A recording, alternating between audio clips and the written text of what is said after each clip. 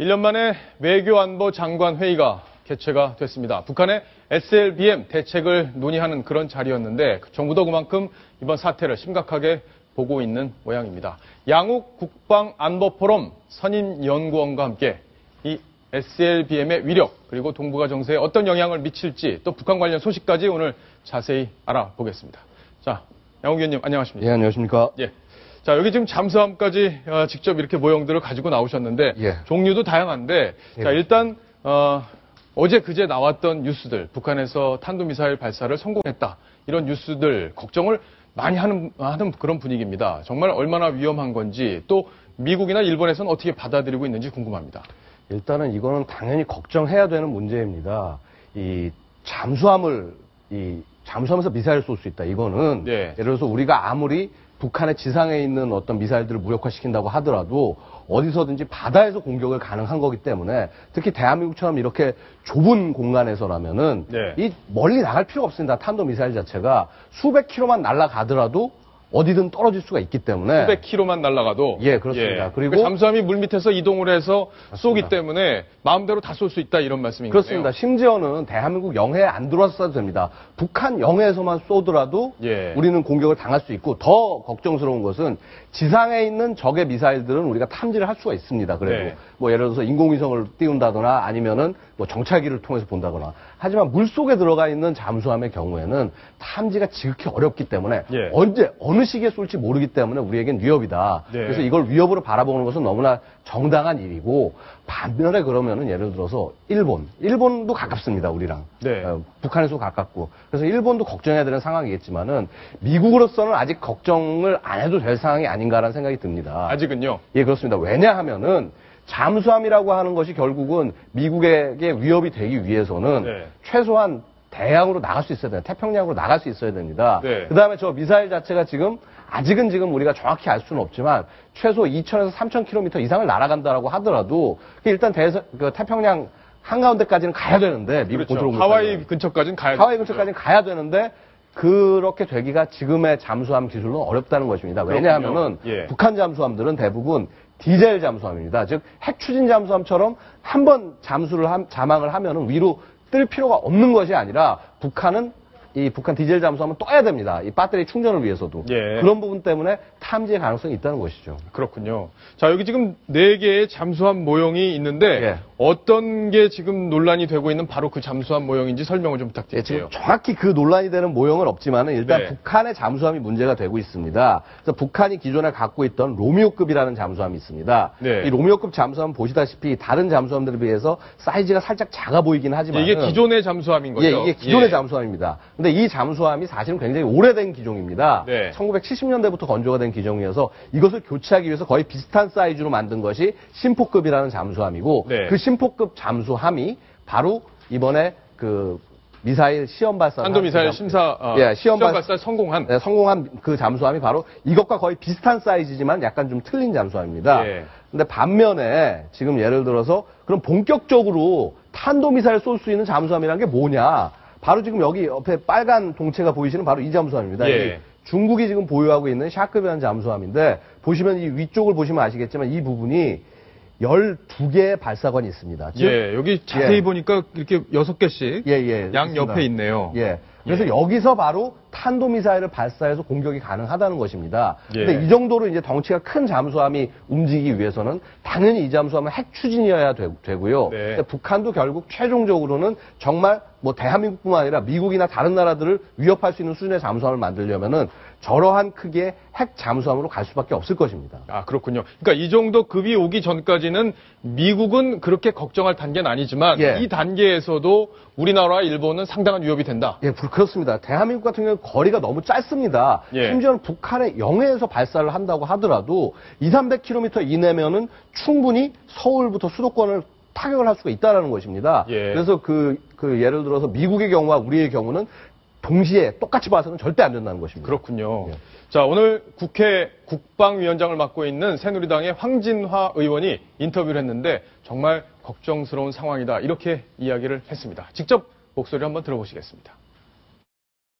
현재 상태로 가면은 아마 한 2~3년 내에 전력화가 가능할 것으로 그런 그러한 판단을 하고 있었습니다. 잠수함은 일단 그 정박한 기지에서 떠나게 되면은 추적하기가 굉장히 어렵습니다. 예. 동쪽 해안에 나타날지 서쪽 해안에 나타날지 예를 들면 이런 것을 식별하기가 어렵기 때문에 그게 큰 위협이 될 수가 있다.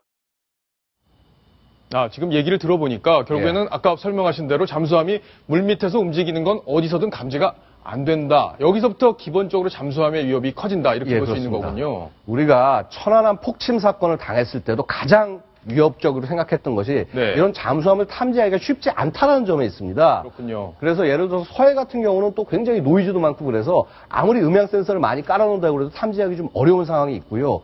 전반적으로 이런 탐지를 위한 플랫폼들, 그러니까 잠수함이나 항공기나 혹은 수상함 이런 것들을 늘려야 될 필요성은 있습니다. 예.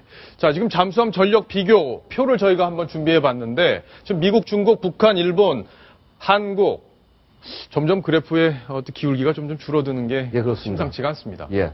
근데 여기서 우리가 한 가지 주의해야 될 것은 예. 바로 지금 중국, 북한, 일본, 한국, 동북아에 있는 모든 국가들 이 지역을 봤을 때는 엄청난 숫자의 잠수함들이 지금 있다라는 겁니다. 그러네요. 전 세계 어느 나라를 봐도 이 정도의 밀도의 잠수함이 있는 지역은 없습니다. 결국은 이것이 의미하는 바는 그렇습니다. 중국 자체는 아까 보여드렸다시피 이 핵 미사일을 발사할 수 있는 잠수함을 보유하고 있는 나라입니다. 예. 그거 이외에도 여러 가지 종류의 잠수함을 가지고 있는 나라고요. 당연히 중국은 잠수함 숫자가 많을 수밖에 없습니다. 북한 같은 경우는 수상함 전력이 상대를 할 수가 없다 보니까 예. 당연히 잠수함 숫자를 상대적으로 적은 비용에 효율이 높은 잠수함을 집중할 수밖에 없고요. 근데 지금 일본이 18척이라고 지금 나와 있습니다. 네. 일본이 18척이라고 나와 있지만은 사실상 지금 22척 체제로 가고 있습니다. 22척. 22척 체제로 지금 바꾸고 있고요. 그래서 4채가 더 있다. 4척을 지금 더 추가를 하고 있는데 예.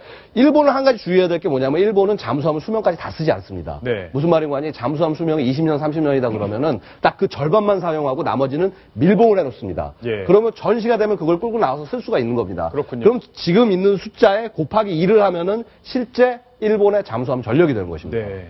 그러니까 자, 근데 궁금한 거는 북한과 우리의 잠수함 비교인데 예. 70척과 13척, 예. 13척. 예. 정말 차이가 너무 많이 납니다. 차이가 심각하게 나는 것은 사실입니다. 그런데 이제 일단 성능이라는 측면에서 봤을 때 잠수함이 덩치가 어느 정도 있어야지 그 안에 필요한 센서나 무기들을 장착을 할 수가 있습니다. 그래서 지금 대한민국이 보유하고 있는 예를 들어서 얼마 전에 보면 유관순함이 진수하지 않았습니까? 예.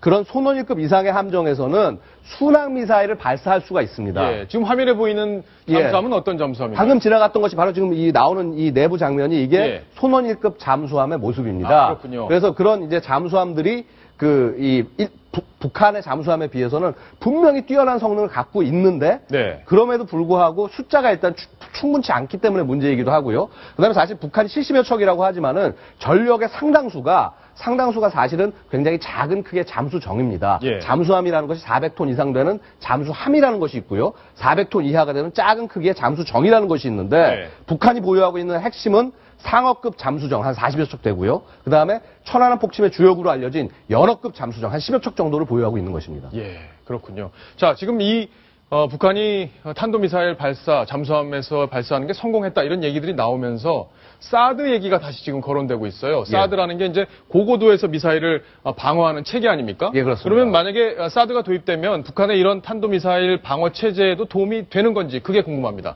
도움이 충분히 될 수가 있습니다. 예를 그래요? 들어서 지금 북한이 어떤 식의 전략을 쓰냐를 우리가 생각을 해봐야 되는데 평상시에 우리가 해안 경계를 굉장히 열심히 해서 우리의 동해나 서해나 남해 쪽으로 북한 잠수함이 들어오지 못한다는 가정을 했을 때는 북한이 미사일 발사할 수 있는 것은 그 북한 영해에서 발사를 할 수 있습니다. 예. 그럼 그쪽 지역을 북방 쪽을 감시하고 있다가 날아오는 미사일을 탐지를 해서 공격하는 것은 사드가 기여를 할 수는 있습니다. 그런데 하지만은 네. 제일 중요한 것은 미사일이 이렇게 예를 들어서 지상에서 발사하는 미사일은 사전에 발사할 수 있는 것을 탐지할 수 있는 여유 시간이 좀 있습니다. 예. 근데 물속에서 발사하는 것은 미리 알 수 있는 방법들이 굉장히 적기 때문에 이 사드라도 대응할 수 있는 시간이 짧을 수밖에 없습니다. 즉 네. 제일 중요한 것은 평상시에 수종 감시할 수 있는 능력을 높여놓는 것 이것이 더 중요하다고 말씀을 드리겠습니다. 그렇군요. 그러니까 사드도 중요하긴 하지만 사드로 모든 문제, 이 탄도미사일, 잠수함에서 발사되는 미사일을 감지할 수는 없기 때문에 다른 시스템 같이 한번 고민을 해봐야 된다. 이런 지금 말씀이신데, 자, 아주 중요한 얘기가 아닐 수 없습니다.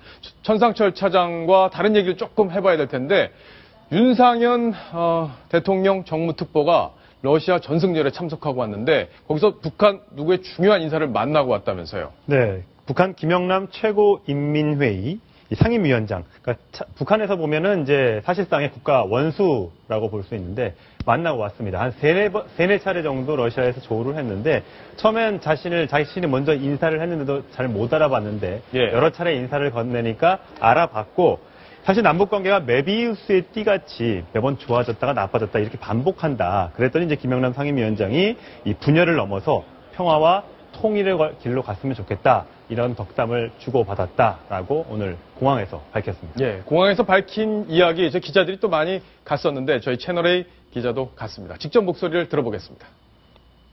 우리 정부의 남북관계 개선을 위한 확고한 의지 또 진정성 등을 피력을 했습니다. 몇 가지 이제 워딩을 말씀을 드리면은 분열을 제거하고라는 표현을 쓰시더라고요. 분열을 제거하고 평화 통일로 길로 가야 된다. 정의롭고 정당하게 행동이 된다면 남북관계가 좋아지지 않겠냐는 김영남 상임위원장은 북한 내에서 남북관계를 전적으로 책임지는 자리에 있지도 않습니다. 뭐라고 말씀드릴 수 있는 건 아닌 것 같아요. 아무래도 김영남 위원장이 실세가 아니기 때문에 남북관계에 대해서 의미 있는 얘기를 하긴 좀 어려운 자리 아니었습니까? 어떻습니까? 그래도 남북이 만났다는 것 자체에 또 그 의미를 두면 좋겠고요.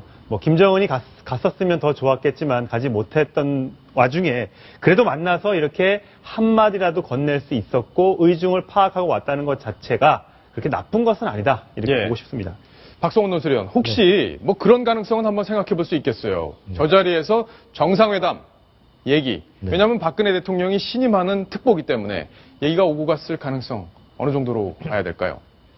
글쎄요. 별로 높지 않다고 보는 것이 아까 말하자면 박근혜 대통령의 남북관계 개선을 위한 진정성은 전달을 하려고 애를 썼는 것 같아요. 근데 김영남 위원장의 반응은 기본적으로 지금 윤상현 의원이 쫓아가서 이동하면서 몇 차례 만나서 이루어진 대화가 전부고 김영남 위원장의 발언도 보면 남북관계 분열을 제거하고 통일로 가는 평화 통일로 가는 이것은 북한의 전형적인 상투적인 말하자면 미국을 배제하고 우리끼리 대동단결해야 된다라는 데서 별로 달라지지 않은 어떤 북한의 김정은의 진정성은 이거다라고 하는 부분이 지금 단어가 하나로도 잡히는 게 없고 원론적인 얘기밖에 없었어요. 자, 그랬군요. 자, 북한 얘기 하나를 더 해보겠습니다. 북한의 김정은의 고모인 김경희 독살이 됐다 이런 내용이 외신에서 보도가 됐는데 어떤 얘기인지 먼저 그 목소리를 들어보시고 이야기를 이어가겠습니다. Kim Kyung-hee was furious after her husband's death. He says she disappeared from view, guards surrounded her home, and she spent months expressing her anger. On May 5th or 6th of last year, Park says Kim Jong-un ordered her to be killed. Only his bodyguard unit, Unit 974, knew this. Now, senior officials also know she was poisoned. 전 차장. 자, 지금 저 얘기를 보면은 결국에는 김경희가 독살이 됐다. 이런 게 고위 관계자, 북한에 탈북한 고위 관계자에서 지금 증언이 나온 거네요. 현실성이 있는 얘기입니까? 결론부터 말씀드리자면 정부는 그러니까 국정원이 지난 2월에 김경희는 살아있고 와병 중이다 이렇게 밝힌 적이 있었는데 오늘도 취재해본 결과 정부의 입장은 바뀐 것이 없다고 합니다. 일단 소문들이 여러 가지 소문 중에 하나로 보시면 될 것 같고요. 워낙 지금 김경희가 2013년 9월 김정은 부부와 공연을 관람한 이후에 단 한 번도 공식 석상에 드러나지 않고 있기 때문에 각종 억측들이 나돌고 있는 겁니다. 정리해드리면 그렇습니다. 김경희가 장성택을 이제 김정은이 처형시켰지 않습니까? 근데 아무래도 부인이다 보니까 거기에 대해 불만을 품고 여러 가지 쓴소리를 하니까 김정은이 김경희를 독살했다 이런 내용인데요. 김정은이 장성택을 처형한 이유는 마식령 스키장이나 이 문수 물놀이장 같은 어떤 각종 위락시설을 김정은은 짓고 싶어 했는데 장성택이 경제 살리기가 우선이다. 저런 거 짓는데 돈이 너무 많이 들어가면 인민들의 삶이 피폐해진다. 반대를 했기 때문에 처형했다. 또 거기에 대해서 부인인 김경희가 반발을 하니까 거기 독살을 시켰다. 이런 내용이었습니다. 그렇군요. 양 위원님. 자, 지금 이 얘기 신빙성이 있는지 없는지 우리 정부에서는 아직 이거에 대해서는 사실이 아닌 것으로 보고 있다 이런 입장인데 실제 가능성 어떻게 보십니까? 뭐 가능성이 전혀 없다고 할 수는 없지만은 어쨌거나 지금 여기서 우리가 하나 알 수 있는 것은 이미 김경희는 권력 구도에서 다 벗어난 상태다. 이미 아시다시피 작년에 김정은이 언론에서 사라졌던 시기가 있지 않습니까? 그 이후에 이제 그 김여정이, 동생이 김여정이 예전에 그 김정일 시절에 김경희가 하던 그런 역할을 본격적으로 하기 시작했습니다. 이제는 더 이상 김경희 자체가 이 권력 구도의 중심에서 거론될 일은 정말 죽기 전에는 없을 것이라고 생각이 됩니다. 자, 북한의 잠수함 이야기 그리고 김경희 독살설 이야기까지 자세히 한번 정리를 해봤습니다. 양욱 위원과는 여기까지 정리를 하겠습니다. 감사합니다. 감사합니다.